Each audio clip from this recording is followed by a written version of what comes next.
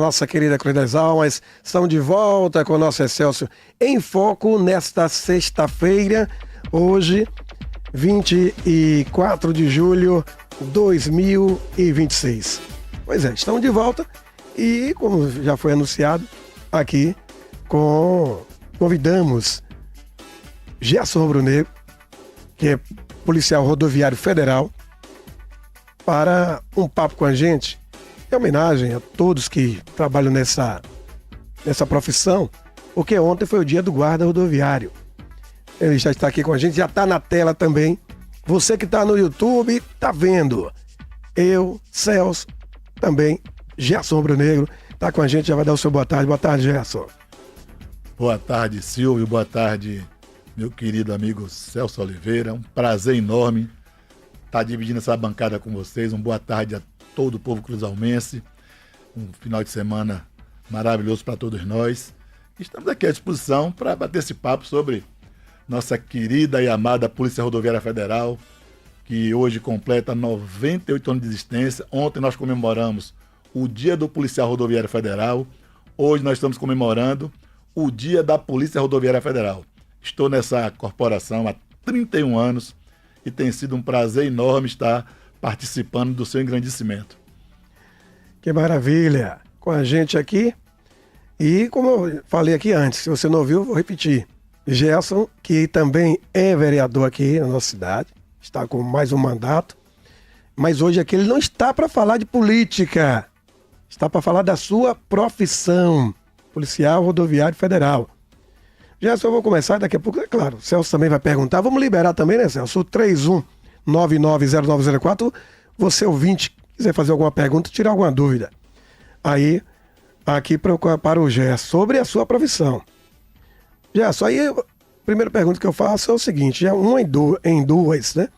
O que realmente te motivou a ingressar na Polícia Rodoviária Federal e quanto tempo você já está aí como o policial rodoviário federal? Silvio, nós fizemos aqui um trato para falarmos exclusivamente da PRF e dos policiais rodoviários federais. Mas assim, eu vou pedir a você, a Celso, só por dever de ofício, de prestar um serviço aqui ao cidadão João, que ele ligou nesse instante. João, vou lhe dar uma grande notícia. Esse parêntese aí, viu? Não venha mais ninguém não, que eu não vou abrir mais. Eu vou lhe dar uma grande notícia. O presidente da Câmara, Euclides Neto, esteve em Brasília na semana passada e conseguiu todo o recurso necessário para a conclusão daquela obra. A parte que faltava, Maragogipe, Cruz das Almas, os recursos já estão garantidos e brevemente essa obra, para sua alegria, para nossa alegria, para o conforto de todos aí, estará sendo de fato iniciada. Um abraço grande, fica com Deus. Nós inclusive rodamos aqui, não foi, Celso? A fala do Neto que ele colocou nas redes sociais dele, a gente reproduziu aqui, Gerson, em vídeo também. Só para fazer o dever de justiça. Tá certo. Mas vamos lá, Gerson. Então, o que te motivou a ingressar realmente na Polícia Rodoviária Federal e quanto tempo você já está na PRF? Eu estava como professor do Estado, né? E eu tinha um costume de reunir todas as provas dos alunos para corrigir no sábado. Estou em casa fazendo isso, corrigindo as provas e tal. Aí chega minha esposa, Tânia Lúcia, que manda um beijo. E aí, vamos entrar na Polícia Rodoviária Federal, vamos se inscrever na polícia. Eu disse, que polícia, menina? Ela, rapaz, estou aqui com a inscrição, nós vamos fazer, acontecer. E, de fato, ela insistiu tanto que eu tive que ir para Santo Antônio de Jesus fazer a minha inscrição e a dela. E aí, eu fiz o concurso em 94, por incentivo dela. Se tenho esse emprego na PRF hoje, agradeço a ela porque ela insistiu e não me deixou que eu não fizesse a inscrição. No dia da prova, a mesma coisa, um domingo lá em Ilhéus Itabuna, ali, né, na Universidade Santa Cruz. E aí tenho que ir mesmo, não tem jeito. Fui, fiz a... E assim, a Polícia Rodoviária Federal, para aqueles que estão nos ouvindo, quando eu cheguei há 31 anos atrás nessa instituição, era uma realidade. Hoje, 31 anos depois, é uma realidade totalmente diferente, não é? Então, assim, não tem comparação, né? Não tem parâmetro para você fazer comparação entre a polícia rodoviária que eu adentrei há 30 anos atrás com hoje, que os jovens, né, que ingressam hoje na PRF, a PRF que eles encontram hoje, na instituição que eles encontram hoje.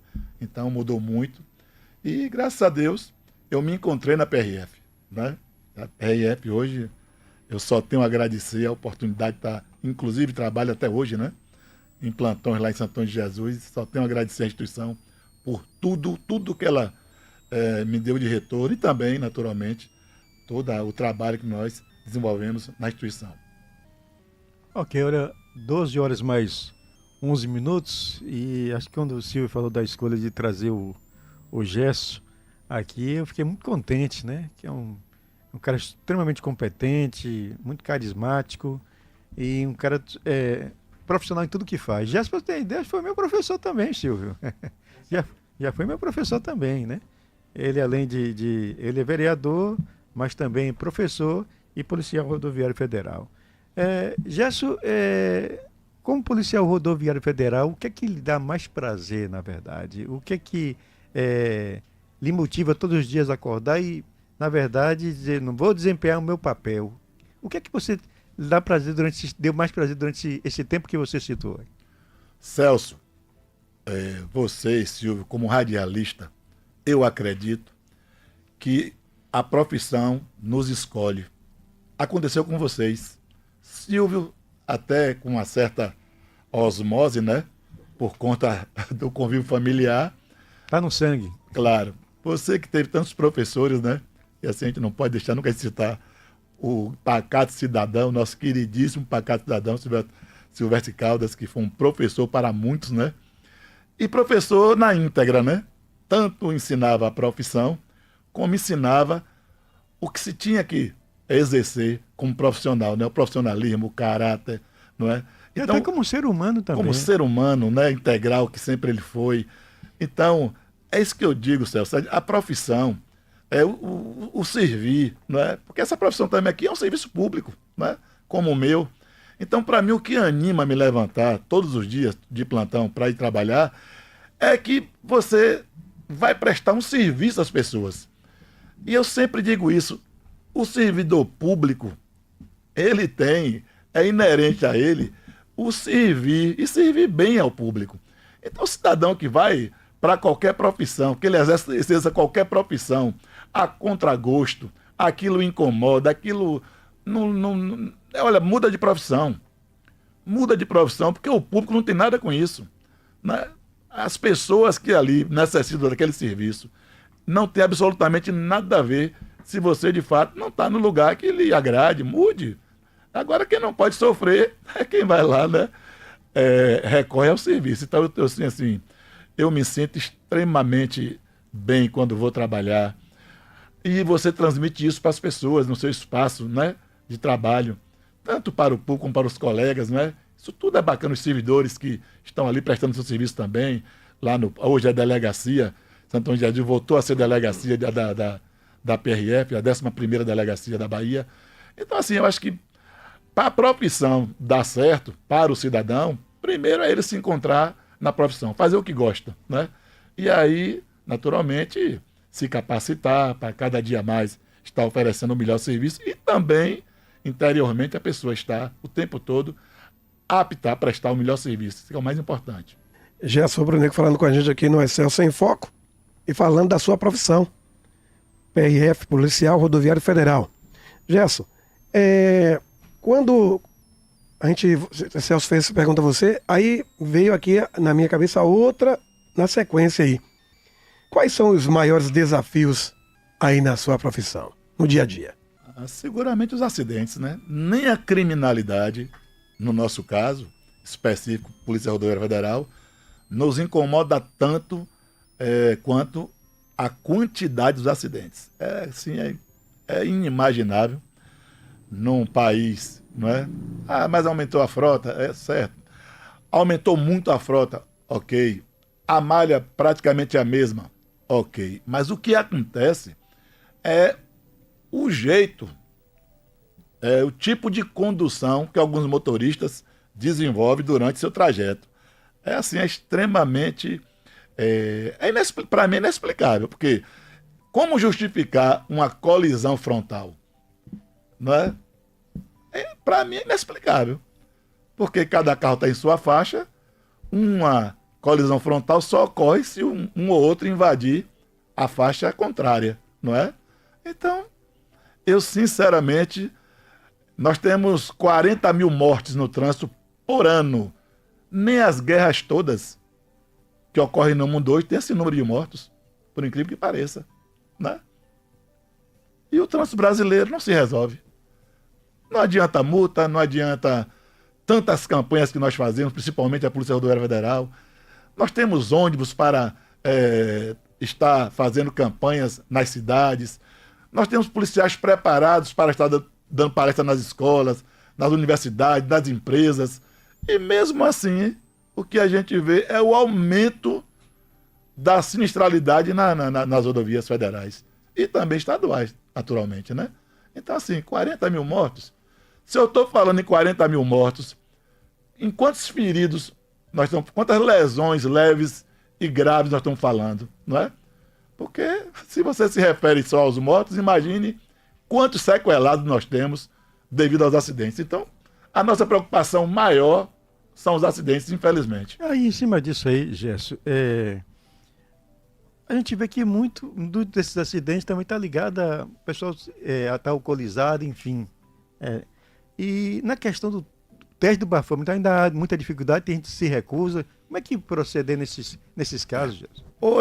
Hoje não, né? Há muito tempo que a lei faculta ao condutor não prestar o teste de bafômetro. Mas se ele faz isso, ele imediatamente é notificado, e não é uma multa barata, uma multa de R$ 3.500, 7 pontos na carteira, por recusa. Então, ele não quer fazer, não tem problema nenhum. Ele não faz, existe a notificação por recusa, e aí ele tem que arrumar um outro motorista para conduzir o veículo. Mas quando a pessoa recusa, mas tem os sinais exteriores de alcoolemia, aí o policial vai fazer um bafômetro, ou vai fazer o teste de etilômetro nele, a depender do grau que der, né?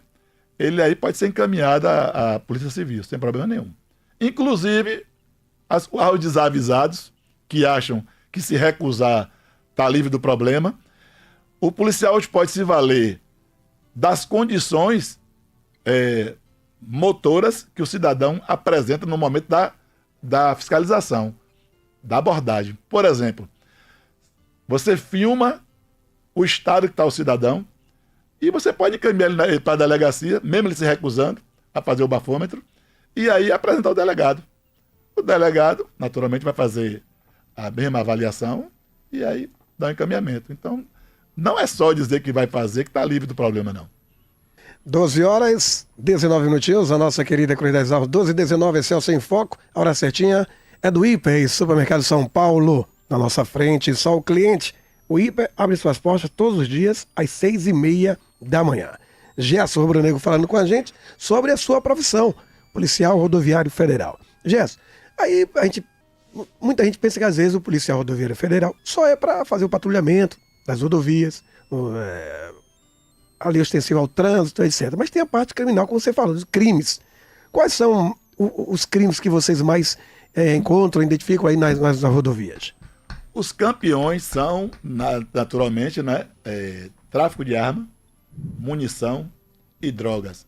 A PRF hoje, atualmente, é a instituição que mais apreende arma, munição e droga no Brasil.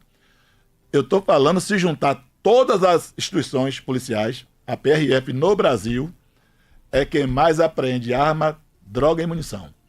É disparado a instituição que mais trabalha em apreensão de arma, droga e munição. E uma coisa interessante, que vocês que são jornalistas, são da comunicação, é importante pontuar. O crescimento da maconha, da apreensão de maconha nas rodovias federais e estaduais. Eu posso falar das rodovias federais porque há 31 anos atrás eram apreensões de quilos, 2, 3 quilos, não é? Que eram transportados, e o policial achava que tinha feito uma apreensão, não é? Razoável, lá para a delegacia, fazia aquele boletim e por aí vai. Hoje são carretas, toneladas, e não para, Silvio e Celso, não para. São, assim, eu não entendo como é que esse crescimento, não é, ocorreu em tão pouco tempo. E tem muito produto que tem muita gente consumindo. Incrível, né? Isso é que, o mês da pessoa fala assim: ô Gerson, o que é que você acha, rapaz? Qual é o caminho que tem para a droga? Eu digo, rapaz, eu não sei, porque se existe o consumidor, não é? Se tem a demanda, vai ter o produto. Difícil. Não tem jeito. Agora, naturalmente, nós vivemos numa sociedade problemática, doente, porque não é possível o consumo de droga ter aumentado tanto no Brasil. Aí o pessoal fala, mas aí não é só para o Brasil. Tudo bem, então vamos falar do mundo. Como é que a droga aumentou tanto no mundo, o consumo de droga? Os Estados Unidos é um país doente. O pessoal fala que os Estados Unidos é primeiro mundo, maior economia do mundo, isso tudo é verdade. Agora ninguém duvide não. Droga quem tem são eles. O mundo todo exporta droga para os Estados Unidos, é uma coisa incrível, né? É uma coisa incrível. Mas eu não entendo não. Eu não teria hoje como dizer o combate vai ser assim, vai ser assado, o que melhoraria, porque por enquanto tem consumidor, infelizmente, né? Tem demanda, tem produto. É como o ministro Supremo falou, né? Enquanto houver bambu, tem vara, né? Infelizmente. Agora, 12h22, Celso, vou aqui com os ouvintes, tem a turma aqui no YouTube, acompanha a gente, obrigado a vocês que estão no YouTube. Tem a Natalina no YouTube, Sheila Oliveira, alô Sheila, com a gente lá em Salvador. Bom dia, meus queridos.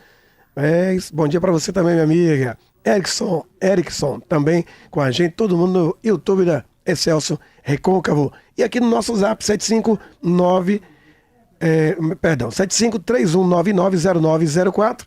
Vamos lá. Áudio aqui pra gente. Boa tarde, Celso. Boa tarde, Silvio. Boa tarde, Diego. Boa tarde a todos os seus ouvintes. Rádio Celso. Programa Lei em audiência nesse horário. Dá o meu boa tarde aí ao vereador Gerson Rubro-Negro. Falando então, ele hoje aí como profissional, né, da área policial federal. Quero fazer uma pergunta ao nobre Ediz, né, da cidade de Cruz das Almas, se ele, como profissional, não pode, assim, nos ajudar aqui, Celso, aqui na Imbira, nos contemplando, né, com um quebra-mola aqui junto ao semáforo, né, onde passa a travessia de Imbira 1 para Imbira 2. Nós temos uma dificuldade muito grande em horário de pico, porque tem um colégio de um lado, posto médico, e do outro lado também tem outro colégio, né? E que é um fluxo de pedestre muito grande, mas que os motoristas não, às vezes, obedecem a sinalização, né? E invadiram sim do sinal, e a gente pergunta para ele se ele aqui não pode levar essa reivindicação ao DENIT, né?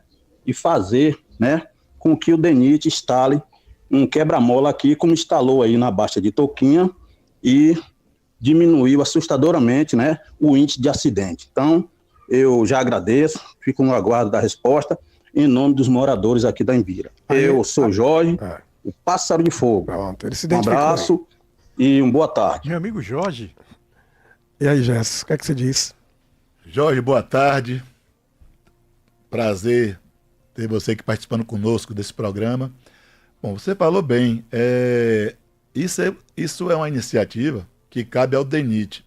Só que quando nós conversamos com o DENIT, até meu xará, o engenheiro Gerson, ele de fato colocou uma lombada eletrônica, não é?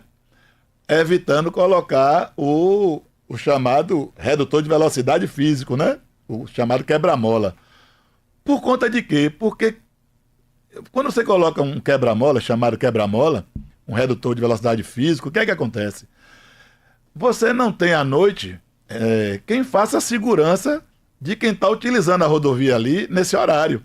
Então, quando um pai de família reduz o veículo para passar por sobre o redutor de velocidade, naturalmente a criminalidade pode estar atenta a isso e perpetrar ali um crime contra aquele cidadão.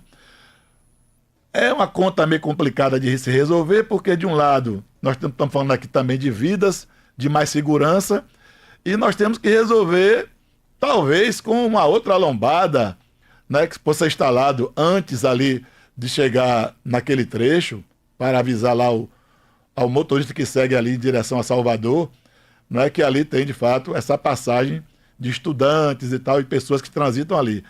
Eu tenho muito receio de redutor de velocidade física por conta disso, dos chamados quebra-bola, porque à noite as pessoas não têm segurança, porque reduz a velocidade, e aí o meliante que está por ali já esperando essa oportunidade, né, pode perpetrar um crime ali pela facilidade que é quando o veículo está ali com a velocidade reduzida. Mas eu vou conversar vou voltar a conversar com o engenheiro Gerson, lá do DENIT, para ver se a gente tem um outro tipo de solução para aquilo ali, para mitigar, naturalmente, aquela situação.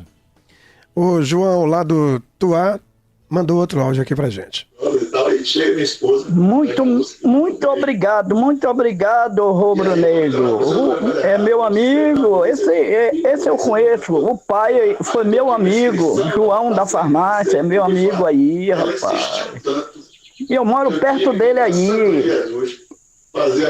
Eu tenho um terreno aqui no Batatã, mas moro aí perto da Copran aí, perto dele aí. Agradeço a ela. Perto da Copran aí, em frente ao Baratão. Valeu, João. Um abraço aí pra você. Tem outro aqui. JC Iluminação. Alô, Jotinha, tá ligado com a gente aí? Boa tarde, Jota. Boa tarde, Celso. Boa tarde, Silvio. Boa tarde, Gerson Rubro Negro. Silvio, eu gostaria que você perguntasse a Gerson, né, como é que ele avalia essa polêmica entre o ex-prefeito de Castro Alves, Chianque, e um dos comandantes da Polícia Militar da Bahia, no que se diz respeito à questão do grau, já que Gerson Rubro Negro é um dos agentes que cuida do trânsito brasileiro. O que ele pode me dizer a respeito disso aí? Como é que ele avalia essa situação? E aí, Gerson? Meu amigo, um abraço grande. Você mora no coração e não paga aluguel. Primeiro lamentar, né? Primeiro lamentar que um ex-prefeito esteja nesse embate com o coronel da PM. A instituição prefeito a gente respeita, a instituição PM tem o mesmo respeito. O que eu acho que eles têm que convergir é para uma solução que agrade a todos, né? Que contemple a todos. Então eu cheguei aqui, estava batendo um papo aqui com o Celso e Silvio, e estava ouvindo todo o comentário, né? E reiterar o meu que lamento, né? Por ter chegado nessa situação. Mas uma coisa é assim, a pessoa cria um espaço para que aquilo ocorra, que o tal do grau ocorra.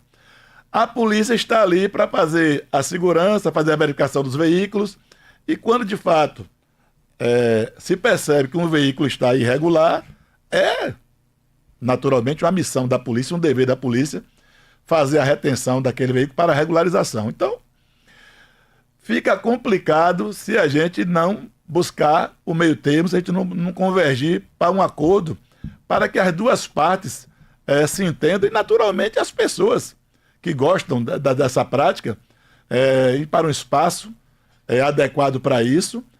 É um risco grande que o ex-prefeito corre de estar promovendo esse tipo de evento, porque eu imagino um acidente que ocorra num espaço desse, vai ser imputada a ele a responsabilidade. Então, eu acho assim que tem que ter tem que a gente estar imaginando aqui, né? Tem que estar examinando todos os pontos positivos e negativos. Primeiro, que eu acho uma grande responsabilidade de quem promove esse tipo de evento, principalmente para a segurança. Tem mais um ouvinte no 7531990904, o fone zap aqui da nossa Celso Recôncavo. Boa tarde, meu amigo Silvio Caldas. Washington Nunes, boa tarde. Irmão Gerson Rubro Negro, colega de infância, apesar de ele ser mais velho um pouco. Negão, eu queria tirar uma dúvida. Eu faço transporte de Cruz das Almas, Salvador, Salvador, Cruz das Almas. E existe umas blitz na BR-324 da PRF juntamente com a Agerba. Tudo bem, eles informam que é transporte clandestino. Eu não entendo desse jeito, né? Mas tudo bem, que seja. Mesmo o carro estando regular, tudo certinho com o carro, documentação, mecânica, tudo em si, tudo regular. Eles recolhem o veículo e botam no pátio e demoram 1 semana, 2 semanas para liberar. Você acha correto isso? E por que tem que recolher o carro e não aplicar só a multa? Além de tudo, ainda se tiver os passageiros, a gente tem que se virar ainda para botar dentro de um ônibus, arrumar um outro transporte que leve os passageiros. Eu não acho correto essa situação. Eu gostaria de saber de sua opinião, mesmo você sendo um policial rodoviário federal. O que é que você acha disso? Qual é a lei que faz apreender o carro? Boa tarde, meu amigo querido. Fomos vizinhos lá da Rua dos Poções. E não sei como é que tá hoje, mas já era um senhor jogador de futebol. O Oster é o seguinte: a Agerba, ela faz a apreensão, porque para fazer transporte de passageiro existe uma legislação. Então, infelizmente, o carro particular ele não tem como fazer transporte de passageiro. Eu, naturalmente, gostaria que isso fosse resolvido para que as pessoas pudessem, de fato, né, estar ali oferindo um modo de ganhar, fazer uma renda, né, nesse tipo de transporte. Inclusive, até quando a pessoa faz esse tipo de transporte, geralmente são pessoas conhecidas, que se sentem mais seguras até quando se faz um transporte desse com uma pessoa como você, que é conhecida, até responsável. Mas pela legislação, não é possível um veículo particular fazer transporte passageiro se não for autorizado para tanto. Um exemplo disso são as vans, por exemplo, né? A pessoa compra uma van e não pode fazer, apesar de muita gente fazer, mas sem autorização da Agerba, não pode fazer o transporte intermunicipal. Você pode fazer o transporte até municipal, dentro do município, mas o intermunicipal só pode ser feito com autorização expressa da Agerba. Esse que é o dilema. Tem que ter uma regulamentação para que se possa fazer esse tipo de transporte. Aí não tem, então não tem como regularizar isso aí, né, Gerson? Infelizmente não, porque a Agerba, naturalmente, vai exigir uma série de coisas que o veículo particular não vai poder. O que é necessário? Você disse que até às vezes com a van, eu pensei que era a coisa do carro, né? Do modelo, mas não. O que é que precisa realmente para ser regularizado no transporte? A pessoa vai lá na Agerba, a Agerba tem uma série de exigências que ela faz, tanto é que a pessoa recebe um número, né? A pessoa recebe um adesivo, não sei se já repararam isso. A Agerba tem um adesivo que é colado ao veículo e naquele adesivo tem um número, não é? Que relaciona toda a documentação daquele veículo. Então, e outra coisa, você tem que pagar uma anuidade, não é? Para a Agerba, para poder fazer esse tipo de transporte. E assim, rapaz, a pessoa muitas vezes não quer pagar isso porque não vale a pena, muitas vezes, porque a pessoa faz um transporte esporádico, né? E nem é toda a van que vai fazer toda hora um transporte intermunicipal. Aqueles que querem fazer um transporte esporádico, o que é que eles fazem? Eles primeiro vão na Agerba, que agora eu acho que até pela internet mesmo faz isso. A pessoa pede aquela licença só para aquela viagem e aí não tem problema. O que não pode é fazer essa viagem sem a anuência da Agerba. Agora 12h34, 12 horas e 34 minutinhos, Celso em Foco, de segunda a sexta, das 11 às 2 da tarde, aqui, para você que está ligadinho com a gente, conferindo só rapidinho, Celso, a hora certinha, em nome da Cofel, a maior loja de departamentos do Recôncavo Baiano, Cofel, Cruz das Almas, Santo Antônio de Jesus e Valença. Ok, 12h35. Gerson, qual é a conduta correta que o motorista tem que ter na hora de ser abordado por um patrulhamento ostensivo? Ô, Celso, essa é uma boa pergunta. Nós devíamos disciplinar o cidadão e a cidadã brasileira, desde o colégio, de como se comportar perante uma abordagem policial. Por quê? Muitas vezes o policial, porque nós temos três níveis de abordagem. Então, a depender da suspeita do veículo, nós temos 3 tipos de abordagem que os policiais podem exercer durante uma abordagem a um veículo. Bom, muitas vezes o policial, até por conta do treinamento, até por conta de ele trabalhar muito em pelotões especiais, então o que é que acontece? Toda abordagem para ele já faz uma abordagem nível 2, nível 3, né? Que é aquela abordagem que você verbaliza com o condutor e vai dizendo a ele o que fazer. E muitas vezes o motorista, ao invés de fazer o mais fácil, que é obedecer às ordens emanadas pelo policial, ele desce do carro de qualquer maneira, que ele é um homem de bem, que não está se tratando com um bandido. E o policial tem que repetir o tempo todo: cidadão, eu não estou lhe tratando como um bandido, eu estou lhe tratando numa abordagem policial, eu não lhe conheço, não é?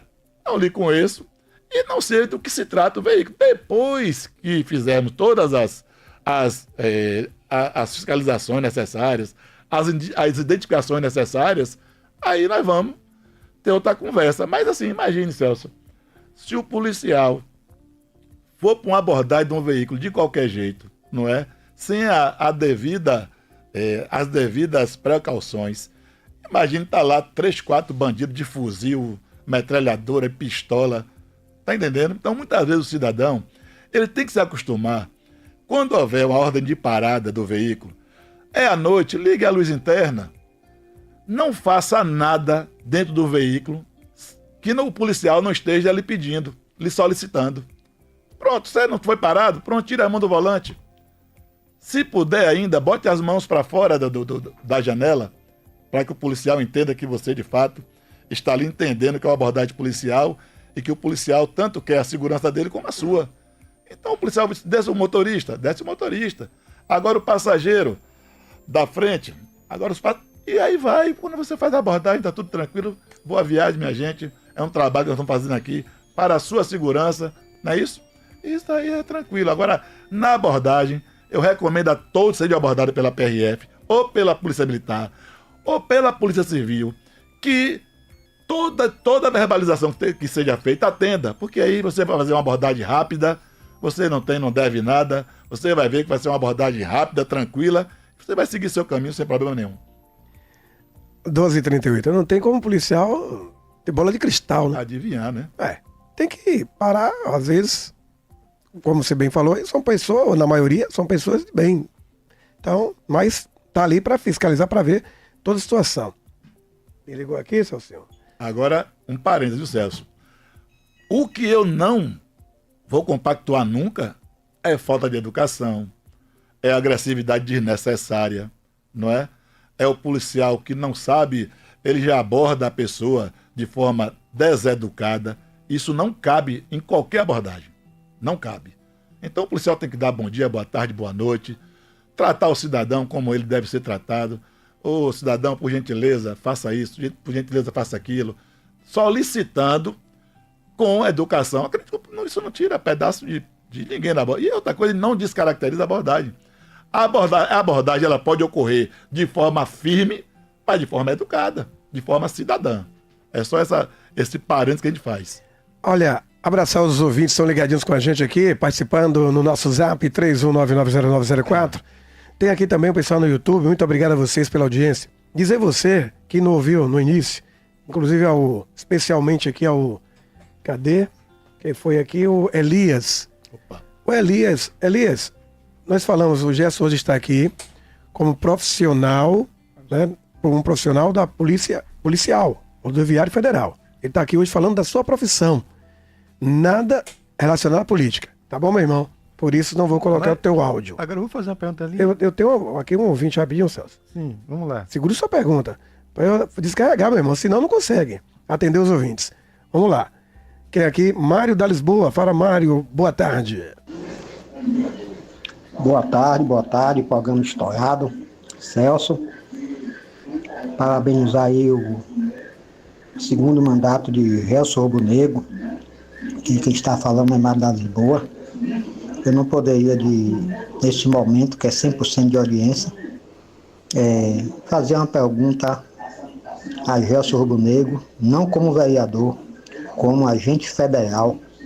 Gelson, não existe lei para a Polícia Federal fazer ponto na via municipal? Me responda aí. Porque o que eu sei, que não sou muito informado nisso aí, que pode, num segmento, algumas motos que não para, quando dá sinal para parar, eles podem seguir. Mas eu não vejo assim. Eu vejo fazer ponto ali na Avenida Nova ali, no Riachim. Eu já vi a Federal ali. As motos rodando ali. Pode, você como um agente federal. Mar da Lisboa. Olá, Boa Gerson. tarde, Mário. Um prazer estar lhe ouvindo. Um prazer você estar participando conosco aqui no programa.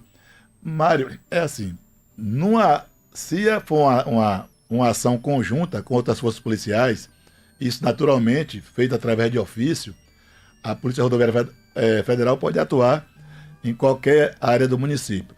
Agora, a priori e normalmente, ela tem que atuar na rodovia federal. Outra coisa, quando o policial faz uma autuação, ele tem que colocar lá BR e o quilômetro. Então, se ele não está autuando numa BR, não tem como o sistema aceitar uma notificação que ele faz fora da BR e do quilômetro que ele está trabalhando. Então, existe um sistema de fiscalização da PRF, se chama Sistemas Móveis. Esse sistema, ele só trabalha na BR e naquele KM que é afeito àquela BR. Então, não tem como ele colocar Crisólogo Fernandes, quilômetro tal, porque aí o sistema não vai aceitar.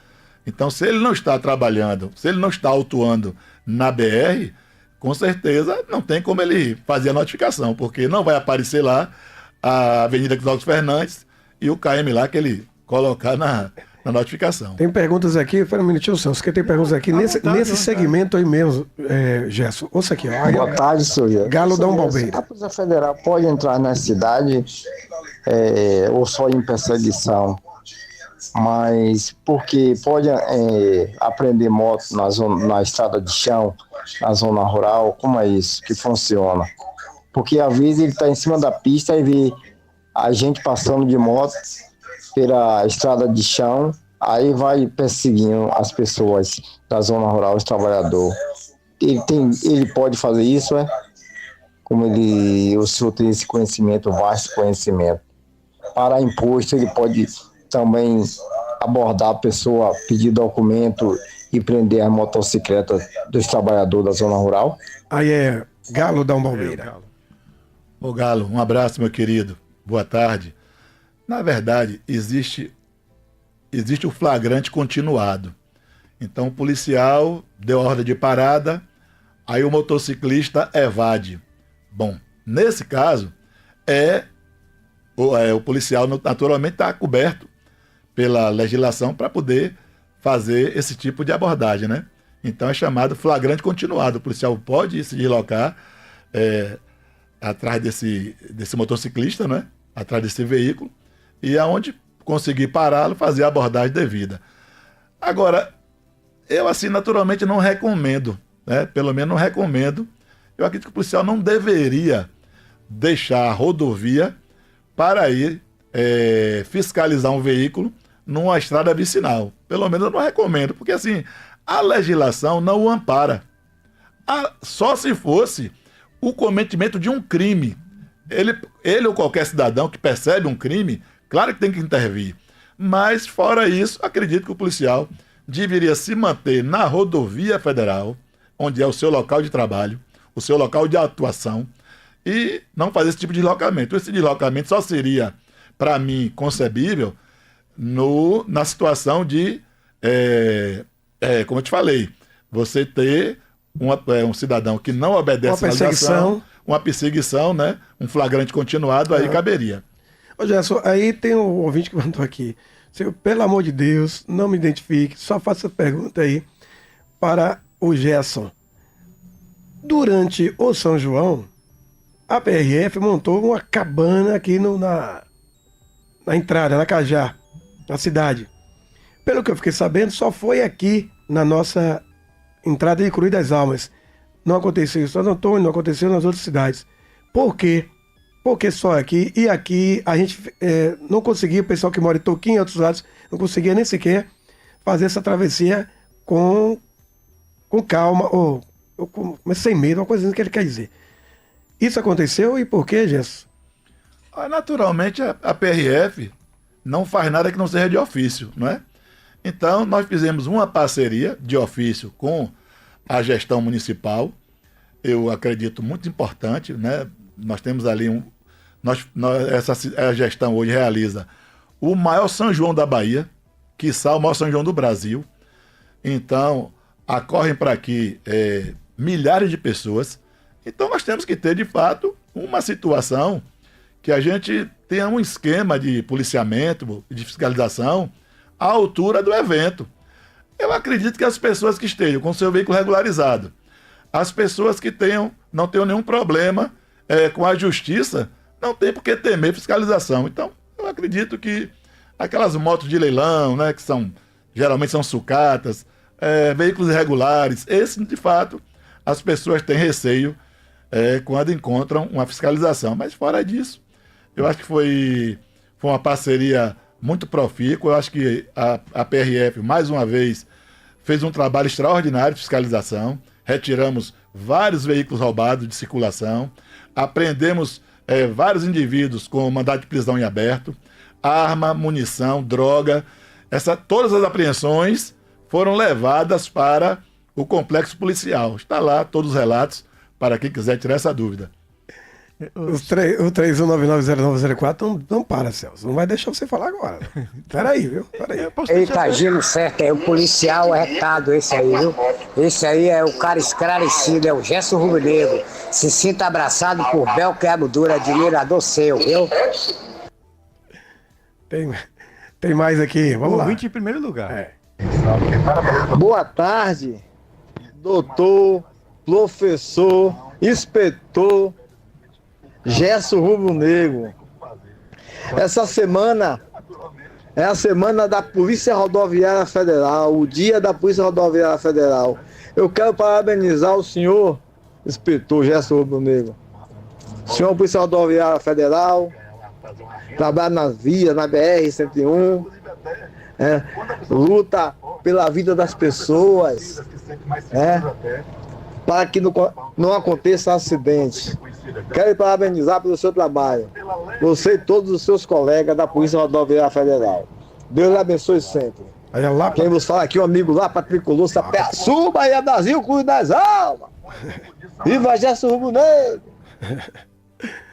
Bom demais, né, Gerson? A grande Lapa é a figuraça, meu amigo querido, né? Nos conhecemos lá em Sapé-Sul, mais de talvez 40 anos de amizade.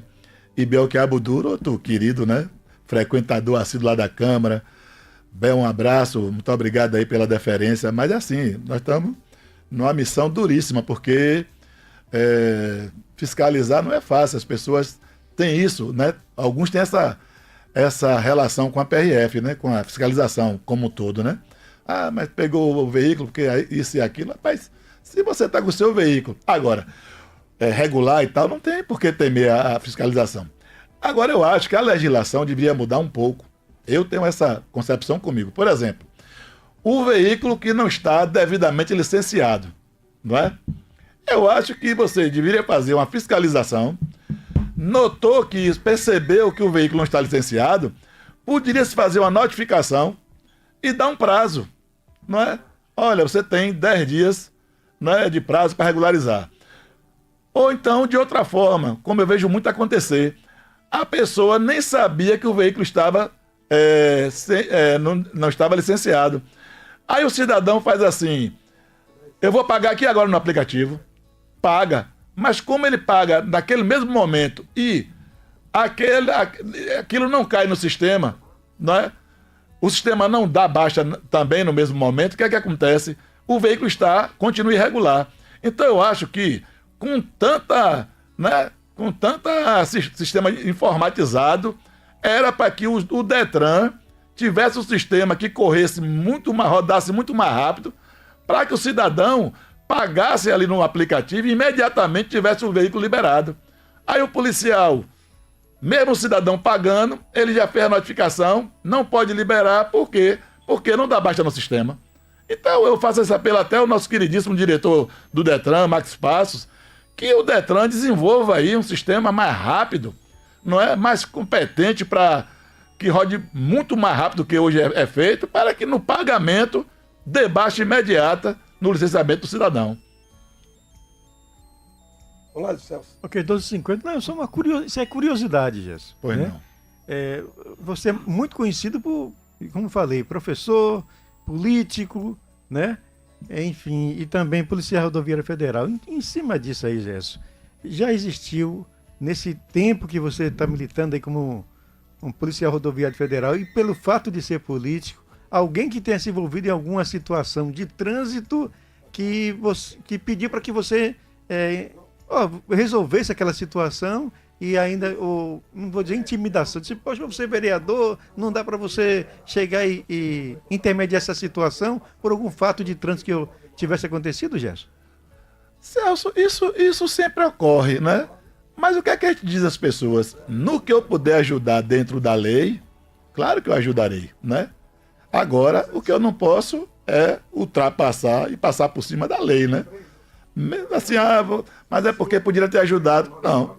A lei é clara, né? Tem muita gente que... Muita gente não. Teve casos assim de pessoas conhecidas, né? Serem abordadas numa blitz e estar embriagado ao volante, não é? E aí liga, o que é que eu posso fazer? Me diga. Não é? O policial fez o etilômetro, constatou a embriaguez ao volante. Eu não tenho o que fazer, não é? Eu vou ligar para o policial para ele não fazer a obrigação dele. Porque, Celso, tem pessoas que têm uma percepção de ingerir bebida alcoólica que eu acho bem interessante. Eu bebo, mas quanto mais eu bebo, melhor eu dirijo. Não é? Não, rapaz, eu bebo, mas se eu pegar um carro aqui, eu vou em São Paulo, não tem problema nenhum. Imagina. As pessoas não sabem, e pelo menos não procuram identificar essa situação, de que o álcool ele é depressor. Ele é depressor. Então o álcool começa... Você tem aquela euforia inicial, quando começa a ingerir bebida alcoólica, mas ao longo do consumo ele vai deprimindo, não é? A pessoa, o sistema nervoso central. Então, a pessoa pensa até que num momento ali, eu cheguei aqui, quando eu vi o obstáculo ali, eu vi a situação, eu freiei o carro. Ele não freou na velocidade que ele achou que ele freou. Por quê? Porque quando a mensagem, primeiro você enxerga o problema, e essa mensagem vai para o cérebro. O cérebro é que manda uma mensagem para os membros inferiores, e aí o pé vai e aciona o freio. Mas só que quando a pessoa está alcoolizada, esse tempo de resposta é muito maior. Então a pessoa está bebendo, está tudo tranquilo, que pode pegar o carro para viajar para qualquer lugar, que com ele a bebida não faz efeito. Então, essa não é a situação. A situação é que existe uma legislação que diz que não se pode consumir álcool ao volante. Então, tá claro isso, eu acho que não... Então, voltando ao que você estava falando, como é que um policial, como é que uma pessoa que tem a obrigação de aplicar a lei, de aplicar a legislação, pode ser condescendente, não é, com a pessoa que está infringindo essa lei, essa legislação? Não tem como. Muito bem, 12h54, já estamos para finalizar esse papo aqui com Gerson Brunegro, que veio hoje aqui falar da sua profissão, esses anos na PRF, e em homenagem a todos, né, que fazem parte da instituição e também assim como nós falamos aqui, também da estadual, né, essa homenagem também para todos aí. Nessa semana, guarda rodoviário, né, da semana da Polícia Rodoviária também Federal, enfim, tudo junto, né? Não é isso mesmo, Gerson? Agora, tem aqui outra perguntinha, que é a seguinte. O que você pode dizer pra gente aí? O que te marcou? Você viu algo assim que aconteceu nesses anos aí que marcou você, que você não conseguiu esquecer? Rapaz, essa coisa aí foi ou uma coisa boa ou uma coisa que não foi tão boa, não foi uma coisa ruim. Foi que te marcou assim nesses anos aí? Pelo menos uma ou duas aí, não sei. Veja que coisa incrível. Eu entrei na PRF em 94 e teve um mês que eu tive que fazer os plantões lá em Gandu. E por incrível que pareça, o primeiro acidente que eu atendi foi com o nosso querido, hoje falecido, amigo Esquadra. Todos lembram aqui, que trabalha no Banco do Brasil. E era casado com uma colega minha de colégio, doutora Ítala, amiga querida e tal. E assim, eu fiquei arrasado, porque assim, o primeiro acidente, e foi com o Esquadra, ele não faleceu no acidente, mas devido às sequelas, ele veio a falecer depois de alguns anos, inclusive. Mas aí complicou a vida toda e tal, porque foram sequelas gravíssimas, né? Mas assim, um amigo querido, uma pessoa que, né, a cidade toda gostava, né? E uma pessoa muito bem inserida na sociedade. Ele fez agronomia aqui em Cruz das Almas, depois passou no concurso do Banco do Brasil, era gerente do Banco do Brasil. E aí, infelizmente, ele voltando de Itabuna, se eu não me engano, lá em Gandu, teve esse acidente. Ele colidiu com um carro de carroceria, uma caminhonete. E quando eu cheguei no local do acidente, já tinham dado socorro. Quando eu cheguei no hospital, ele estava sendo transportado para Valência. E quando eu vi, eu tomei um susto. Isso nunca apagou da minha mente. E eu fiquei assim, poxa, mas não é possível. Rapaz. Meu primeiro acidente, não é com um amigo querido, casado com também uma amiga queridíssima, né? Foi minha colega de colégio. E aí foi realmente muito marcante na minha vida na PRF. Silvio, só perguntar aqui para o Gerson o seguinte: eu estive conversando com um policial militar há cerca de 3, 4 anos atrás, e ele me falava na época dos cuidados que se tinha também com a saúde mental, né, da classe. Ou seja, ele fez essa colocação porque naquela época vários policiais militares estavam se tratando, né, que tinha alguns em quadro de depressão, enfim. Em relação ao policial rodoviário federal, também existe esse cuidado, Jesse? Existem também casos? Celso, disse que repórter e comunicador que se preza tem que ter esse nível de conhecimento. Uma pergunta dessa é extraordinária. Eu participo de sindicato, participei de sindicato na PRF durante 12 anos. E esse tipo de assistência psicossocial foi assim, uma das bandeiras que o sindicato, junto com a federação, lá em Brasília, levantou. E graças a Deus, hoje não, há algum tempo, o departamento acolheu esse nosso pleito. Então você não imagina quanto isso é importante na vida de um policial. Porque eu imagino, vou colocar o nosso caso, mas generalizando, né? Imagine um policial militar que sai de sua casa todo dia, e a família também. A assistência tem que ser para os dois, tanto para o policial como também para os seus familiares, que não é brincadeira. Uma esposa, os filhos, não é? Saber que o pai vai trabalhar sem a certeza do seu retorno. Então não é coisa fácil, não é tarefa fácil. Então nós implantamos na Polícia Rodoviária Federal um setor de saúde só para cuidar dessa condição, né, psicossocial do policial. Então hoje nós temos esse departamento, nós temos um departamento interessante que nós montamos também até há pouco tempo, que é a capacitação do policial para a sua aposentadoria.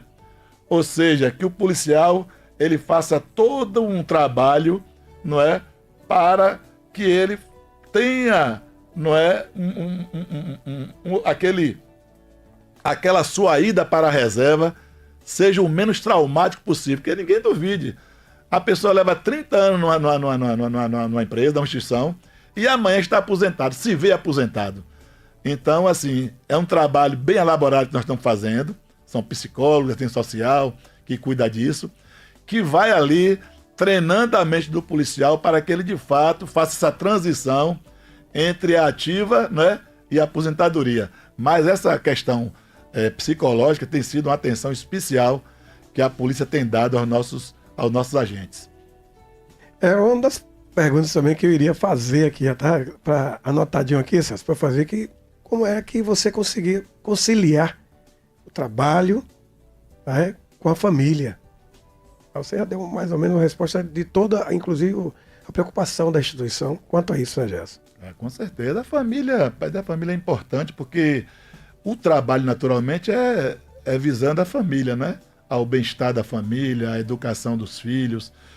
Então, assim, é um trabalho que o policial faz e que muitas vezes a sociedade não abraça. Nós fizemos, assim, uma sessão solene lindíssima em homenagem à 27ª Companhia. Vocês estavam lá, naturalmente.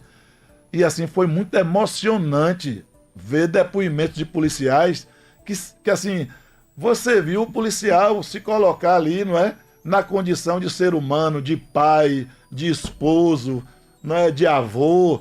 E aquilo foi uma coisa muito, naturalmente, parabenizar o vereador André Eloy, foi quem propôs naquela sessão, parabenizar o presidente Euríclides Neto, todos os servidores da casa, da Câmara de Vereadores. Foi uma sessão belíssima e que nós podemos ver ali, a sociedade, o outro lado do agente, né, policial. Olha como foi emocionante aquilo, né? Teve um policial, um cidadão novo, né? Um jovem policial, que, assim, foi às lágrimas, né? Com depoimento em relação à família, à sua profissão. E nos levou às lágrimas também, porque foram tantos e tão emocionantes depoimentos que nós, de fato, nos emocionamos todos ali. Foi assim. E foi muito importante para que a sociedade veja esse outro lado também, que muitas vezes, depoimentos de familiares, né, também, nos mostraram esse lado também do policial. Muito bem. Para finalizar, né, Celso? Agradecer ao Gerson Bruneiro, que atendeu o nosso convite, que entendeu a nossa pauta, né, de estar aqui falando justamente da sua profissão dificílima, mas muito digna e também necessária para todos nós, que nos ajuda aí nas estradas tão preocupantes, que a gente fica imaginando, porque tem gente que não pensa às vezes isso, e Gerson deve saber muito bem disso, que a gente está ali dirigindo, às vezes você está bem na sua, certinho, mas vem de lá alguém, como ele falou, está lá bebendo, ou então o cara está cheio de problemas, cabeça cheia de coisa, pensando um monte de besteira, e acaba causando lá um acidente terrível com outras pessoas que não tem nada a ver com isso. Eles estão lá para ajudar, e vem também os criminosos com armas, com drogas. É uma confusão danada nesse dia a dia aí de luta de todos os policiais rodoviários federais. E fica aqui nossos parabéns para você, Gerson. Nosso abraço e muito obrigado por representar todos nós cruzamentos com você como policial rodoviário federal. Silvio, em outra oportunidade, o Gerson pode estar aqui falando de política. Não, vai vir, vamos marcar, vir, né? sim, claro. Silvinho, Celso, meus amigos, reiterar o meu agradecimento. A Polícia Rodoviária Federal, hoje, comemorando seus 98 anos de existência, agradece a oportunidade de a gente estar batendo papo aqui sobre essa instituição. E como o Silvio bem falou sobre acidente, eu não poderia deixar de dizer que eu estou propondo à gestão, principalmente junto à Secretaria de Educação, que nós coloquemos como matéria no currículo escolar, legislação para o trânsito, educação para o trânsito, direção defensiva, porque isso tem que ser aprendido nas escolas, Celso e Silvio, e todos que estão nos ouvindo. No dia que nós colocarmos isso como currículo nas escolas, a educação para o trânsito, direção defensiva, isso eu tenho certeza que será uma ferramenta importantíssima, mas que isso ocorresse em todo o Brasil, para que nós verificarmos uma diminuição na ocorrência desse trânsito em todo o Brasil. Mas, por enquanto, é uma propositura que eu espero que a gente tenha êxito também. Então, só mais uma vez reiterar o meu agradecimento pelo espaço. Muito obrigado mesmo pela atenção e pela deferência que a imprensa sempre teve à nossa instituição, PRF. E a PRF hoje, para todos os colegas aqui, Jair, nosso querido Hulk, né? Inspetor Carlos Gomes, carinhosamente conhecido como Hulk, Nós temos aqui outros colegas, Alvino veio para aqui, mas é policial rodoviária federal de Cruz das Almas por adoção. Então, desejar a todos nós da PRF um feliz aniversário. Comemoramos hoje 98 anos dessa instituição. Então, nós temos assim o maior prazer de fazer parte dela, o maior orgulho, é uma honra fazer parte dessa instituição. Um abraço a todos, fiquem com Deus, um bom final de semana para todos nós. Muito obrigado, agradecendo aqui no final Zé Carlos, Zé Carlos RD, mandando um abraço, parabenizando a gente pela entrevista, mandando um abraço para você, Dona Nil, Alice, Dona Maria Antônia, tanta gente, a Natalina, ficaram aqui muitas mensagens ainda, a gente agradece a todos vocês, viu, gente? E espero que vocês entendam também o nosso tempo, não deu, mas o que a gente fez aqui, o que deu para atender o maior número de ouvintes também. Valeu? Olha, agora não mude não, continua ligado, porque já, 2 minutinhos, somente 2 minutos, a gente volta com o Diego Araújo, trazendo os destaques do Pauta Quente, direto da redação. Para você ligadinho aqui com a gente, tem Ney Velo ainda também com o esporte, tudo aqui.